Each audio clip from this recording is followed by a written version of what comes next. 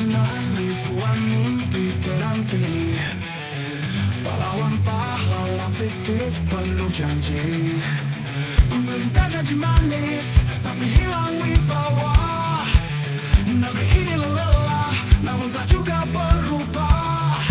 Mereka duduk di singgah senyumnya palsu, bertumbuh kaya di atas penderitaan kita. Rakyat terpinggirkan, tak ada tempat untuk berjuang, sementara dunia terus memandang meraih untung. Negeri ini penuh dengan air mata, koruptor terus mencuri, tapi kita hanya diam. Mereka monopoli segala lapangan kerja lenyap, anak bangsa terbuang, tak ada harapan yang tersisa. Sudut kota suara orang berteriak, tapi tak ada yang mendengar, suara mereka tertutup. Kemiskinan semakin dalam, jalan keluar tak ditemukan. Kita seperti boneka, terikat oleh rantai yang tak kelihatan. Mereka duduk di singgah sana, senyumnya bosong, bertumbuh kaya di atas penderitaan kita. Rakyat terpinggirkan, tak ada tempat untuk berjuang, sementara dunia terus memandang berjuang, sementara dunia terus memandang meraih untung. Negeri ini penuh dengan air mata, koruptor terus mencuri, tapi kita hanya diam. Mereka monopoli segala lapangan kerja lenyap, anak bangsa terbuang, tak ada harapan yang tersisa. Kita terus diam, melihat negeri ini hancur perlahan. Apa yang harus kita lakukan? Bangkitkan suara, teriaklah.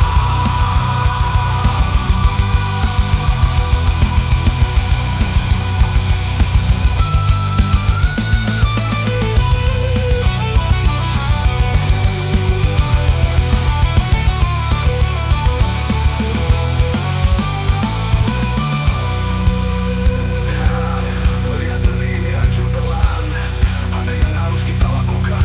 Bangkitkan suara, teriaklah.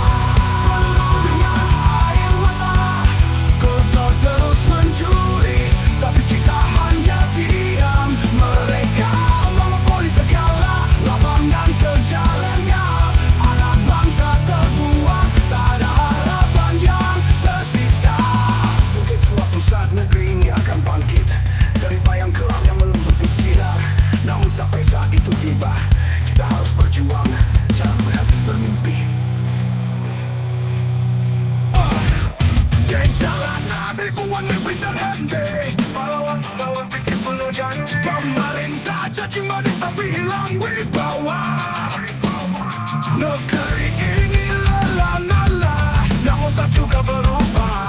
Mereka duduk di singgah sana, senyumnya palsu, bertumbuh kaya di atas penderitaan kita. Rakyat terpinggirkan, tak ada tempat untuk berjuang, sementara dunia terus memandang meraih untung. Negeri ini penuh dengan air mata, koruptor terus mencuri,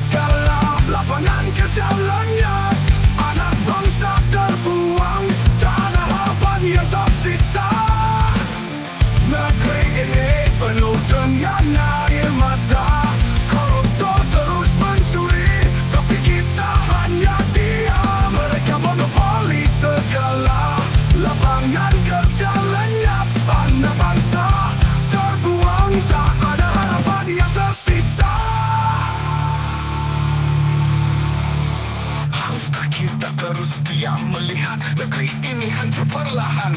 Ada yang harus kita lakukan. Bangkit dan suara teriaklah. Mereka monopoli segala lapangan kerja layak.